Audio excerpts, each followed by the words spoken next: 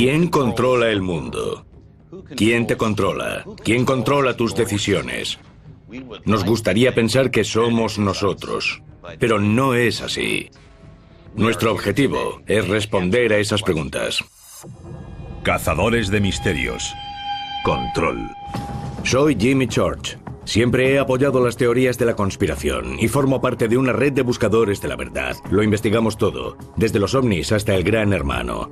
Y para encontrar la verdad necesitamos llegar hasta el fondo. ¿Quién controla realmente nuestra vida cotidiana? ¿Existe alguien que maneje nuestros hilos? Quiero respuestas. ¿Nunca os habéis preguntado quién tiene realmente el control? Continuamente. Hay muchas fuerzas que actúan como vectores invisibles, ¿vale? Y controlan lo que pensamos, lo que nos gusta. ¿Qué hay por debajo? Internet. Y el control de Internet significa poder controlar las fluctuaciones de todo el conocimiento. Pero lo más interesante de Internet es que además es un espacio en el que las personas pueden controlar el mensaje en sentido opuesto. Pueden dar voz a quienes no la tienen.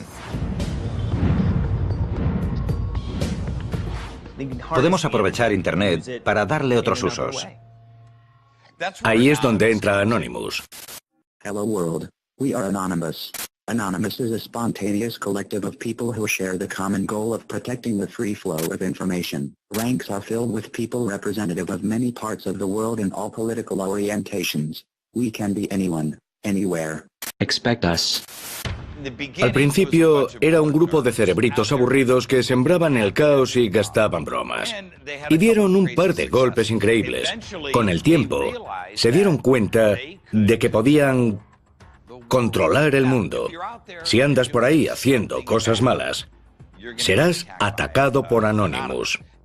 Pensemos en el caso de ISIS. Tras divulgar vídeos en los que quemaban a personas enjauladas o decapitaciones, Anonymous fue directamente a por ellos. En cierto momento consiguieron usurpar 20.000 cuentas de Twitter de reclutadores y partidarios de ISIS y recurrieron al doxing. ¿Qué significa doxing? Doxing significa que no me gusta si lo descubro todo sobre ti. Quizá los números de tus cuentas bancarias o de tus tarjetas de crédito, o tu teléfono móvil o el móvil de tu madre. Eso es doxing. Reunir todo eso y publicarlo en Internet. Da miedo. Publicarlo en Twitter. Pero imaginad poder hacer eso no solo a cualquier persona, sino al líder de un país. Control. Anonymous.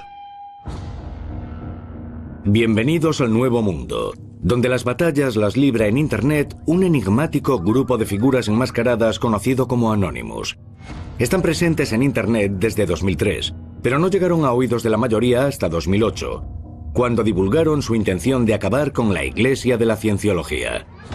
Desde entonces, han lanzado una serie de campañas u operaciones, como ellos las llaman, que pueden ir desde el activismo serio, como la Operación Beast, un ataque contra maltratadores de animales, hasta operaciones menos útiles como hackear PayPal. La pregunta es, ¿son Anonymous los buenos o los malos?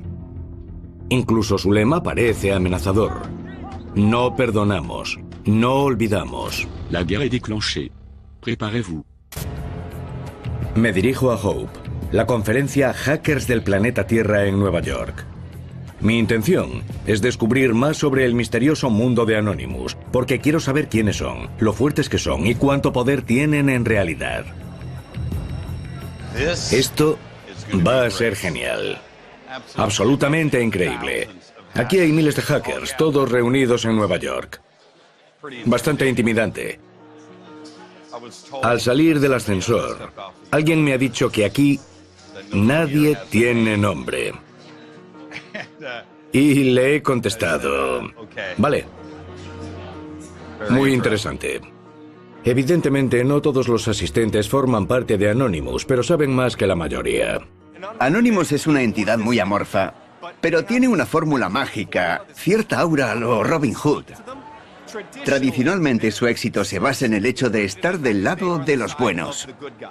Vale. Su objetivo son grandes organizaciones globales que están mal vistas en todo el mundo, y cualquiera puede apoyar eso. Y Anonymous está demostrando en todo el mundo que los gobiernos deberían temer al pueblo, temer a la gente dispuesta a ponerse en pie y decir, no seguiremos soportando eso. Pero ¿cómo selecciona Anonymous sus objetivos y decide a quién atacar? Our method of choosing targets is simple. We are against anyone who supports censorship. ¿Qué tiene este grupo que le ha permitido convertirse en una fuerza a tener en cuenta?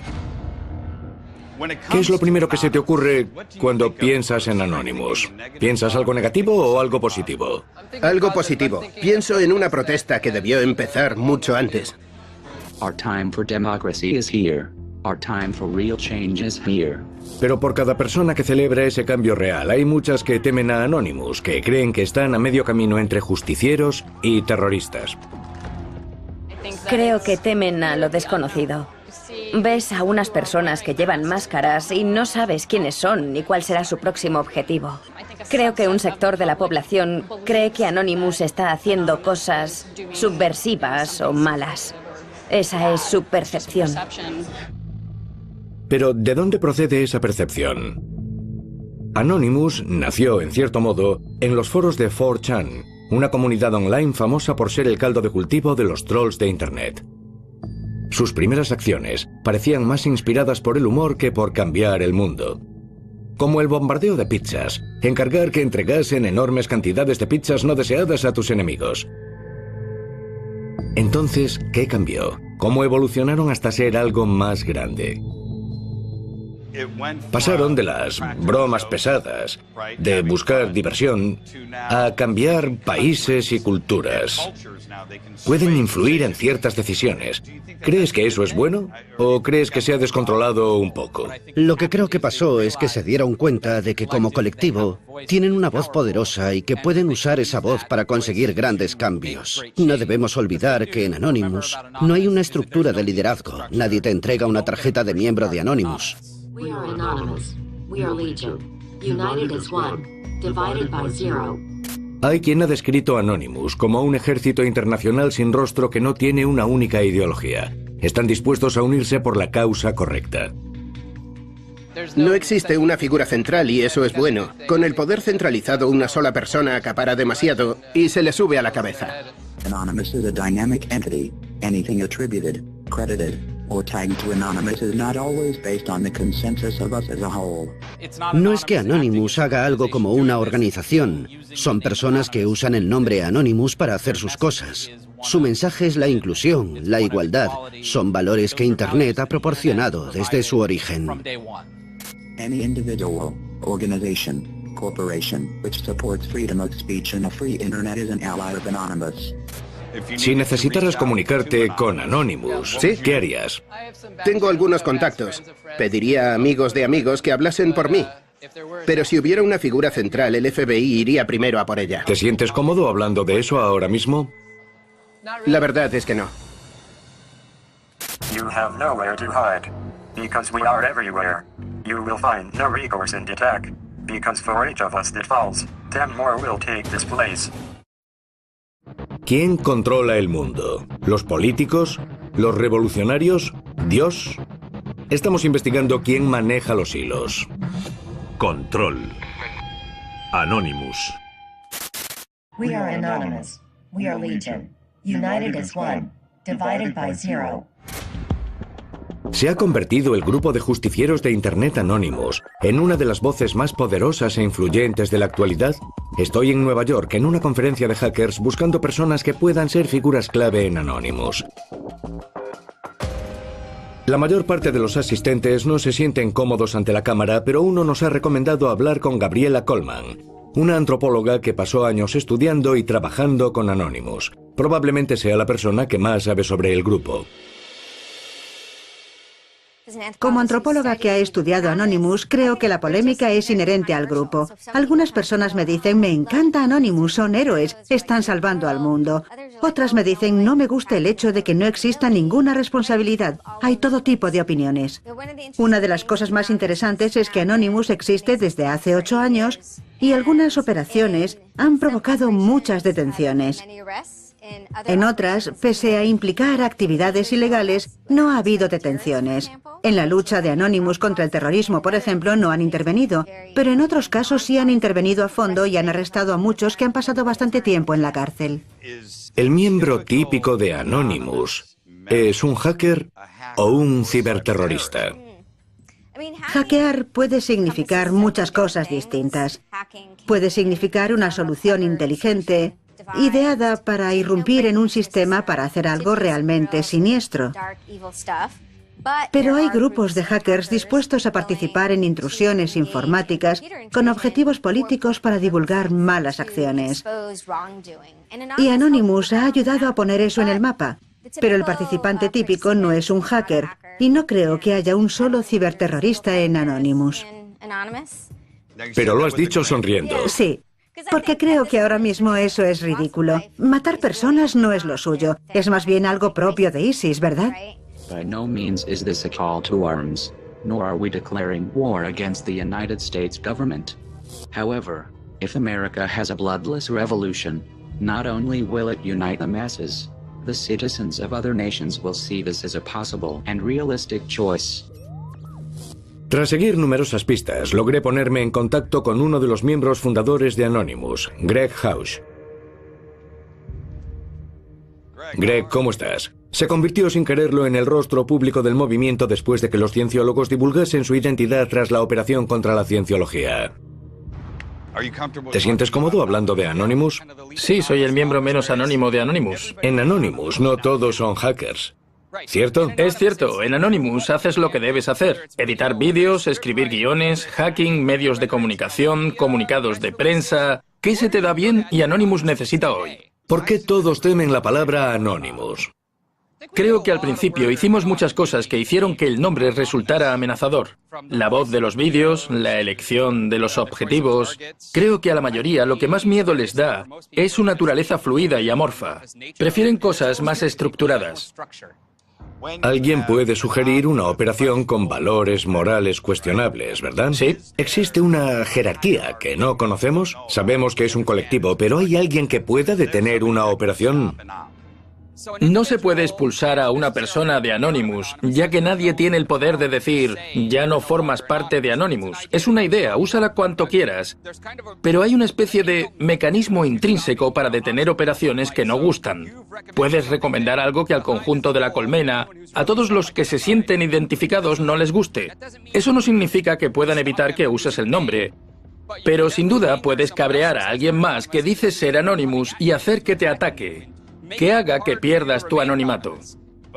Aunque alguien no lo use contra una corporación para derrocar a alguien y divulgar datos, si lo hace para revelar la información personal de alguien y publicarla en Internet solo porque no le cae bien, es un asunto personal, ¿no? No, lo que pasaría es que todos aparecerían para gritarte una cosa muy simple. No es tu ejército personal. Si no hay algún tipo de efecto global o un beneficio público en juego, o simplemente pura diversión, entonces no te ayudarán. No participarán, no verán ningún valor en perder su tiempo en eso.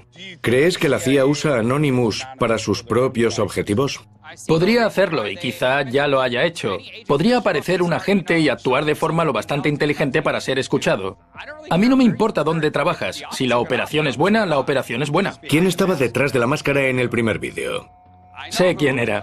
Sé que lo sabes. ¿Quién estaba detrás de la máscara? ¿Eras Anonymous. tú? ¿Eras tú? Era Anonymous. Era Anonymous. ¿Por qué tanto esfuerzo para protegerse como acabas de hacer? ¿Por qué razón? ¿Por qué esforzarse tanto? Nadie va a descorrer ese velo. Porque una idea no se puede encarcelar. Anonymous sigue en marcha. Aunque surja otra operación la próxima semana, tú no habrás hecho nada. Entonces, ¿qué podría acabar con Anonymous? Mientras consigamos mantener la idea en marcha y consigamos que todos comprendan esa idea, nunca morirá. Las ideas prevalecen. What it comes down to is we're all standing for one thing, and that's for justice. Yeah. And our freedom.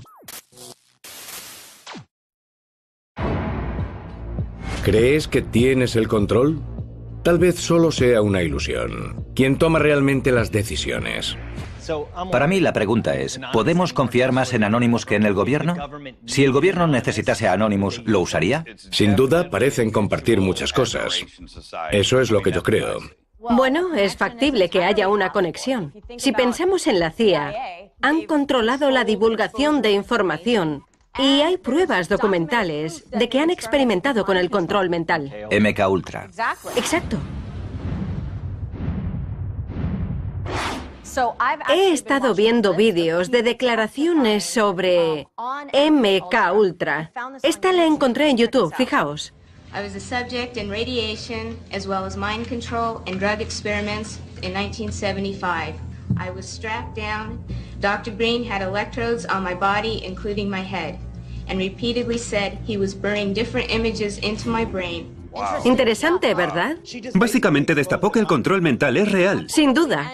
Y lo más importante es que la mayoría no hemos oído hablar de esa mujer. Pero la mayoría sí conoce la historia de Sirhan Sirhan, el hombre que asesinó a Robert Kennedy. Ese hombre, a día de hoy, sigue diciendo que le lavaron el cerebro, que no recuerda el asesinato y que fue programado para asesinar al candidato demócrata. Después de ver un vídeo así, no pude evitar pensar en su historia. Y entonces decidí que debía investigar más sobre MK Ultra y el control mental. Control. Los otros Bourne. Desde su propio origen, el secretismo que rodea a la CIA ha ayudado a alimentar innumerables historias que a menudo son más extrañas y siniestras que la ficción. Posiblemente las más inquietantes sean las relacionadas con candidatos de Manchuria reales, personas cuyas mentes han sido usurpadas. No puedo evitar pensar que parece un argumento de ciencia ficción, un experimento secreto del gobierno para crear armas vivas y programables. Puede enviarlos a una misión, limpiar su memoria y volverlo a hacer. ¿Es posible controlar la mente de alguien de esa manera? Me puse en contacto con un hombre que intenta descifrar esta historia desde hace décadas.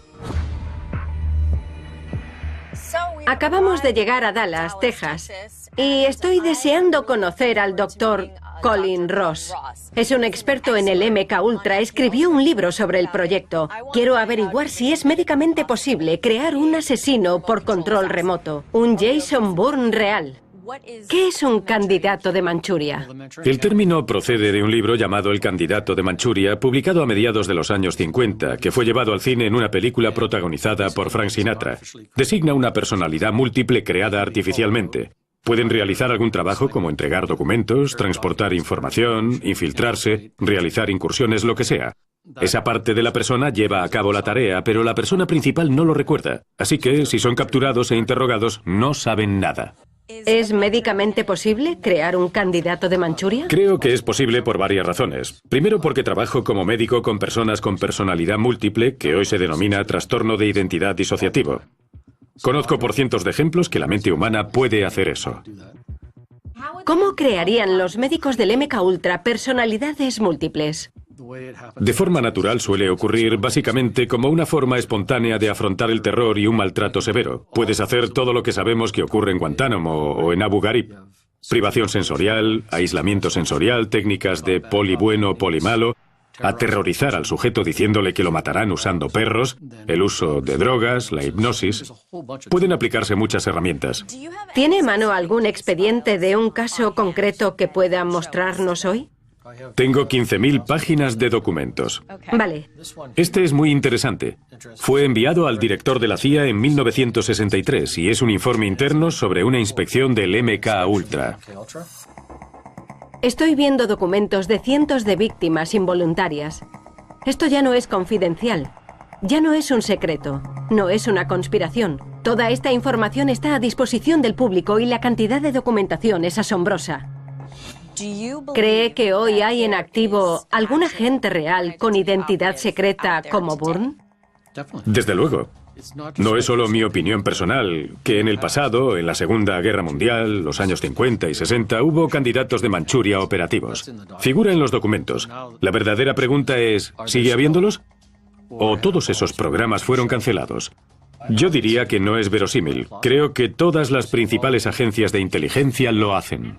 MK Ultra fue cancelado en 1973 tras divulgarse el alcance de sus actividades ilegales. Si todas las principales agencias de inteligencia lo están haciendo, ¿dónde están los verdaderos Jason Bournes, los candidatos de Manchuria, los supersoldados? Se conocen testimonios de víctimas de muchas zonas de los Estados Unidos y Canadá. Incluso Sirhan Sirhan, el asesino que mató al candidato presidencial Robert F. Kennedy, afirma ser una víctima de ese programa. Tras una búsqueda exhaustiva, decenas de pistas falsas y callejones sin salida, por fin he encontrado a Duncan O'Finian, quien afirma ser un producto del MK Ultra de la CIA y un experimentado veterano de operaciones gubernamentales encubiertas. Tengo mucha curiosidad. ¿Podría empezar contándome de dónde es, dónde nació? Nací en 1960 en el este de Kentucky, en los campos de carbón, a los pies de los montes Apalaches. Mi padre nos hacía mudarnos a menudo. Nunca supe a qué se dedicaba realmente. Hacía de todo. Fue policía, leñador, agente de la CIA. En 1966 me hicieron una prueba junto a otros niños. Buscaban niños con determinados talentos, habilidades, etc. Y superé la prueba. ¿Sus padres dieron su consentimiento? Sí. Sí. ¿Sabían para qué eran las pruebas? Estoy seguro de que mi padre en aquel momento lo tenía bastante claro. Mi madre, la verdad es que no lo sé. Pero firmó los papeles y me uní al programa, literalmente. Fui trasladado a un centro de adiestramiento en el que fui torturado y... ¿Siendo un niño? Siendo un niño, hasta que me dividí en una personalidad alternativa. Y esa personalidad alternativa fue adiestrada para ser un soldado. ¿Qué tipo de pruebas le hicieron? Fue una pesadilla. Iba mucho más allá del adiestramiento normal que podría recibir un soldado. Electrocución, sobre todo. Cuando una corriente intensa atraviesa el cuerpo humano y no es suficiente para matar, pero sí para provocar un shock, causa microfracturas. Los huesos se vuelven más gruesos, más densos y más pesados. También te vuelves prácticamente inmune a casi todo el dolor.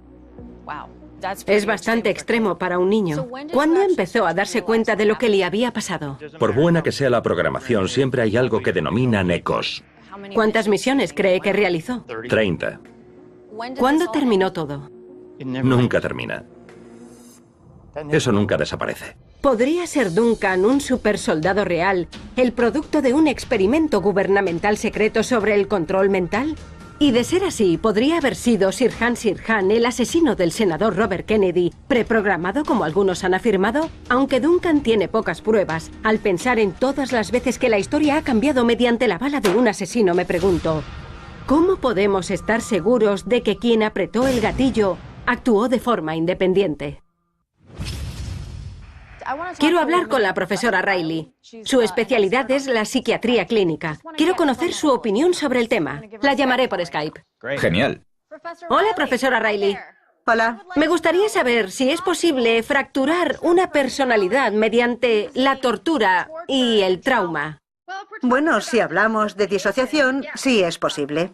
Y si eso le ocurre a alguien, ¿es posible controlar de alguna forma esa otra parte de su personalidad? El control mental es un término demasiado general. A veces en psiquiatría lo llamamos persuasión coercitiva. Y las personas que han sufrido algún tipo de trauma son más vulnerables a ello que los demás. ¿Es posible perder la memoria sobre lo que te ha ocurrido? En un estado disociado es muy posible. A Hollywood le gusta destacar a menudo esos desórdenes de personalidad múltiple con películas como Civil y muchas otras. En realidad es la imagen de una forma extrema de personas que padecen disociación. Suele ocurrir en periodos más breves. Los pensamientos reprimidos son un recurso de la mente para gestionar un trauma. Es un mecanismo de defensa. Gracias, profesora Riley. Ha sido muy ilustrativo. Ha sido un placer. Lo más interesante y aterrador es que hay toda una oleada de personas que regresan de Irak o Afganistán con un trastorno de estrés postraumático. Una agencia gubernamental podría identificar esos problemas en las personas y utilizar a esas personas para intentar convertirlas en guerreros MK Ultra. Sería muy interesante remontarse en los archivos de Duncan para examinarlos o buscar pruebas de un centro de experimentación. Es una gran idea. Me gustaría poder hablar con Sirhan Sirhan en prisión. Alguien relacionado directamente con MK Ultra y esos experimentos. De hecho, ya estoy en ello, Jimmy. Me he puesto en contacto con la prisión de San Diego. Ahora todo depende de superar la burocracia. Si queremos hablar sobre el control mental, hay otro tema que debemos abordar. Algo mucho más misterioso. Quiero que escuchéis algo. ¿Me pasas mi teléfono? Claro, tío. Toma. Gracias. De nada.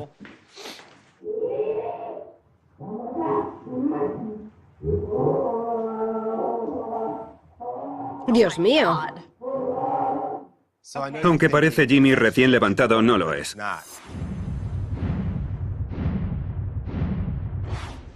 ¿Qué demonios es? El archivo de audio real del exorcismo de Anneliese Michel. Le realizaron exorcismos durante 10 meses seguidos. Hablamos de demonios que poseían su cuerpo y su mente. ¿No es la Iglesia Católica la única organización que puede realizar un exorcismo? Según tengo entendido, hay otras religiones que creen en el exorcismo, pero la Iglesia Católica es la única que tiene un departamento dedicado a realizarlos. ¿Cómo comienza ese proceso? O sea, buscas en Internet, ¿estoy poseído? ¿Existe un proceso de solicitud? Antes de llegar a eso, debes plantearte una enfermedad mental, plantearte una adicción a las drogas. Todas esas cosas pueden alterar tu conciencia hasta hacerte pensar que estás poseído. Como sabéis, tengo un máster en trabajo social, y para mí era muy importante que nadie fuese mal diagnosticado. Si padecían una enfermedad mental, había que identificarla, y para eso recurres a alguien como Timothy Earl. Él es el primer contacto. Básicamente, investiga y se asegura de que esa persona no padece ninguna enfermedad mental.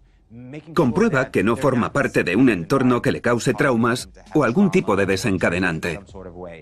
A continuación, si puede confirmar todo lo que ve, se pone en contacto con la Iglesia Católica, que envía a un sacerdote. ¿Quién tiene el control? Tal vez un grupo anónimo de justicieros de Internet. Tal vez simplemente el gobierno. O tal vez es más complicado que cualquier cosa terrenal.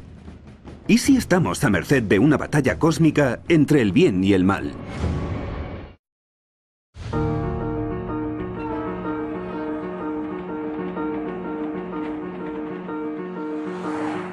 Acabo de llegar a Wichita, Kansas, para reunirme con Timothy Earl. Es un demonólogo profesional de la Sagrada Orden de San Miguel, una organización independiente de la Iglesia Católica fundada en 1981. Su misión es ayudar a aquellos que padecen síntomas de posesión demoníaca. Tim me contará un poco más sobre lo que hace y después investigaremos un posible caso. Por si eso no fuera lo bastante espeluznante, hoy es viernes 13.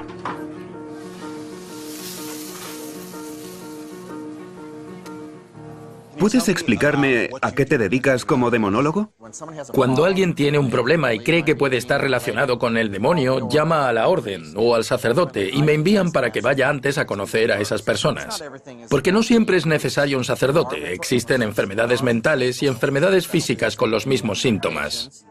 Debo reunir información digital, episodios previos, historial, entrevistas. Todo eso da forma al caso. Entonces, examinar a alguien requiere un largo proceso de información, de investigación. Sí, y me ayudará a decidir qué es y cómo corregirlo. Todos conocemos historias sobre fantasmas que pueden resultar un poco infantiles, pero tú trabajas con algo mucho más profundo. Trabajas con demonios que se apoderan de uno. Existen 3 fases demoníacas: la opresión, la infestación y luego la posesión. Cuando hay un demonio oprimiendo a alguien, sobre todo cuando lo posee, ha existido una invitación. Tienes que permitirlo. Nadie es inmune a eso. Sí. Nadie. Pero el caso ha de ser presentado en conjunto a la orden, que es quien me dice: lo siento, chicos, tengo que contestar, es nuestro cliente. Vale, de acuerdo.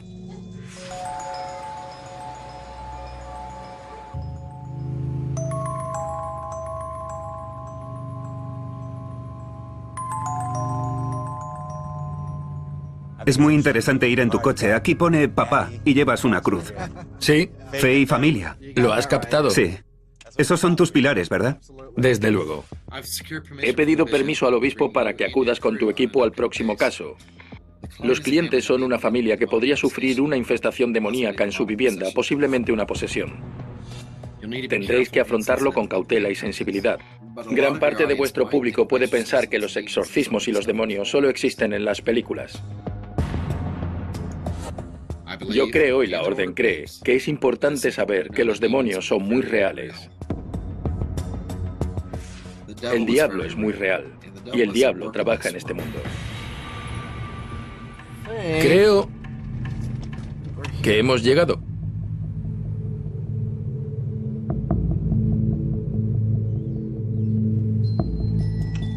Es interesante que parezca una vivienda estadounidense normal. Desde luego. Nunca pensarías que dentro de esa casa hay una posesión demoníaca, o podría haberla. Bueno, casi todos los momentos más aterradores los he vivido en casas modernas, incluso en casas totalmente nuevas. Simplemente puede ocurrirle a cualquiera, como mencioné antes, nunca se sabe. Vamos a reunirnos con una familia que está convencida de que el suicidio de su hijo Markel se debió a la influencia de un demonio en su hogar. Temen que esas fuerzas demoníacas sigan presentes. Soy Julian, ¿qué tal? Bien, soy Tim. Karamo. Julian. Encantado. Encantado. Soy Sean. Encantado, Sean.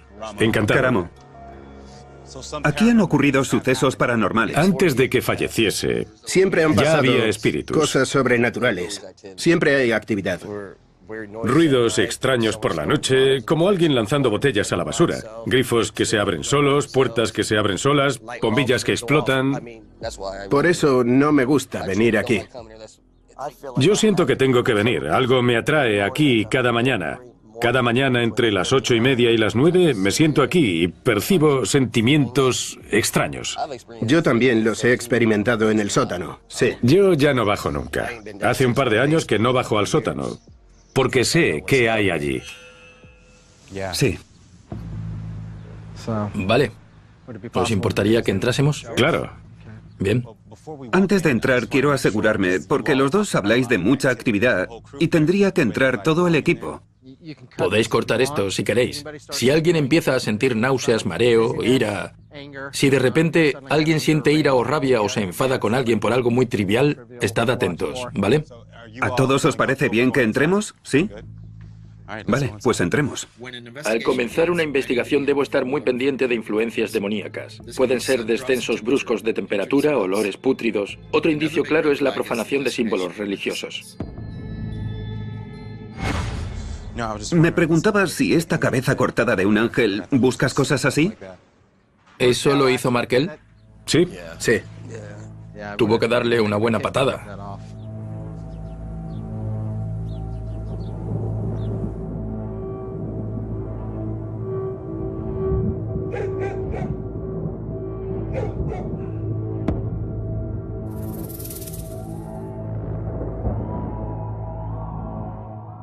Durante un recorrido observo el estado general de la vivienda. Podrían estar pasando muchas otras cosas. Tengo que ser cauto en mi evaluación. Pero un caos extremo, unas condiciones de vida extrañas, la destrucción o el vandalismo de la propia vivienda, a menudo acompañan la actividad demoníaca. Bien, hablemos del sótano.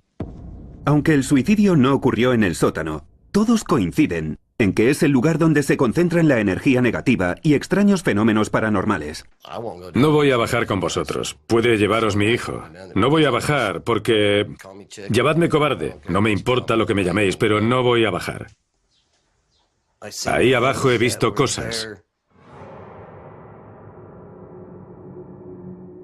Sé lo que hay ahí. Espero que consigáis alguna reacción para que os convenzáis. ¿Preparados? Vamos. Vale. Llevad un crucifijo.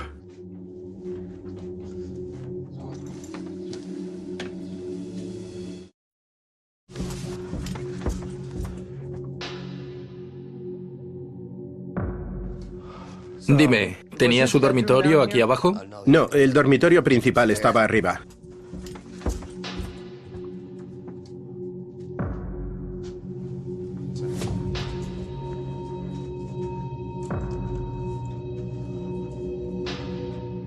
A veces puedes encontrar símbolos, les gusta marcar su territorio. No digo que sea uno, pero eso de ahí sería algo a tener en cuenta. Puedes encontrar marcas como esa y quizá incluso arañazos en alguna parte. Por eso siempre giro constantemente la cabeza para observarlo todo. ¿Dirías que ha empeorado con los años? ¿Se ha vuelto más frecuente y continuado, más intenso? Timothy nos ha pedido que dejásemos las cámaras un minuto. Mi productor me acaba de decir que, en cuanto Timothy empezó a investigar abajo, Sean empezó a comportarse como un loco arriba y ahora está diciendo que nos vayamos. No sé qué está pasando arriba ni cuál es la situación, pero parece un poco rara. Un momento, ¿podemos subir? ¿Se lo has preguntado a Timothy? Hemos salido de la vivienda mientras Timothy intenta comprender lo que está ocurriendo. Sean ha salido. Dice cosas sin sentido y no escucha a nadie. Es inquietante porque hace 10 minutos estábamos manteniendo una conversación normal y ahora parece estar como en trance. Estamos esperando si la familia permite que la investigación continúe. Timothy ha pedido ayuda a la mujer de Sean. Y la aprendiz de Timothy, que además es su hija, también ha venido. ¿Sabes que tiene un cable alargador con el que me dijo que iba a colgarse dentro de la casa? Escucha, necesito que te calmes porque tu padre no se encuentra bien, ¿de acuerdo? Necesito que lo saques de aquí de alguna forma y lo lleves a casa. Perdió la cabeza cuando le dije que de una vez dejase de venir aquí. Todo ha empeorado muy rápidamente. Fue Sean quien recurrió a Timothy en busca de ayuda y ahora ha cambiado de idea. No quiere su ayuda. Está bloqueando la puerta y no permite que Timothy entre para seguir investigando. Tengo que saber qué está pasando en esa casa. Muchas personas acuden a nosotros en busca de ayuda y en cuanto llegamos para intentar ayudarlos, se alteran, a veces de forma violenta. Nos gritan, quieren echarnos, que nos vayamos. Es una seria señal de alarma. Un demonio no quiere irse. Si un demonio comprende lo que he ido a hacer, puede que empiece a controlar al cliente. Usa al cliente para deshacerse de mí e impedir su liberación. Pues deja que entren. ¿Problemas? No los quieren dentro. Oye, deja esa Deja que trabajen. No los quieren dentro. Esto está relacionado con Han la venido depresión. a ayudarnos. Es lo que queríamos. Quieren ayudarnos. No, me han dicho, saca esa puta mierda de aquí. Porque son quienes van a grabar los efectos a largo plazo. ¿De quiénes hablas? Hemos recibido ayuda. No depende de nosotros. Debemos agradecerlo. Agradezcamos su ayuda. Parece que a Sean lo alteran las cámaras. Así que hemos tenido que dejar de grabar de nuevo.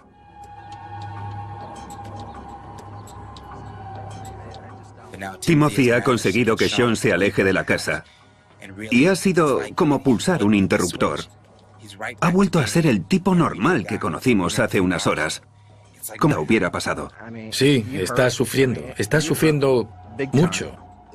Hay algo que me atrae aquí. Debo venir al menos 2 veces al día. ¿Cómo te gustaría que acabase esto? ¿Qué quieres que haga? Que eches a lo que no debería estar aquí. Mi objetivo es que no os haga sufrir. Vale. Que no volváis a sufrir. Mi mujer piensa que algo me atrae aquí. Es justo lo que yo pienso. Decir que ha sido interesante es quedarse corto. Hay muchas emociones, muchas emociones. Es algo normal cuando una familia vive una tragedia así. Cuanto mayor sea la atracción que siente el padre hacia la casa, más me preocupa que se trate de una influencia demoníaca. Lo siguiente es hacer una recomendación a la orden. Acabamos de recibir otra llamada sobre una posible posesión. Hora de volver a la carretera. Timothy me dice que el hecho de que los cambios drásticos en el comportamiento de Sean dependan de si está o no cerca de la casa es suficiente para que la orden dé un paso más en este caso. Esta noche recomendará que envíen un sacerdote a visitar a la familia y a exorcizar la casa de espíritus demoníacos. Timothy no estará presente. Ya está trabajando en el siguiente caso.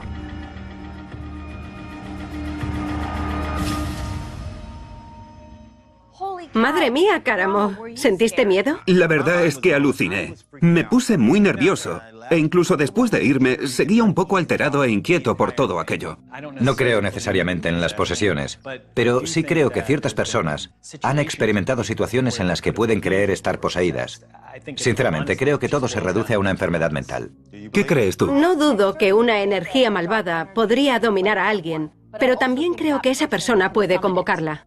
Seamos realistas, no sabemos nada sobre posesiones demoníacas ni qué podría estar pasando. Cuando hablamos de control mental, me pone nervioso que podría ponernos en peligro entrar en ciertos lugares en los que de repente un demonio podría asaltarnos y estar controlando ahora nuestros cuerpos y nuestras mentes. ¿Quién tiene realmente el control? ¿Quién controla el mundo? ¿El gobierno? Tal vez. ¿Rostros anónimos hackeando con objetivos políticos? Posiblemente. ¿O demonios? Podría ser. Los existencialistas dirían que nadie tiene el control. Un pensamiento aún más aterrador. Debemos seguir adelante. Debemos averiguarlo, tíos. ¿Quién tiene realmente el control?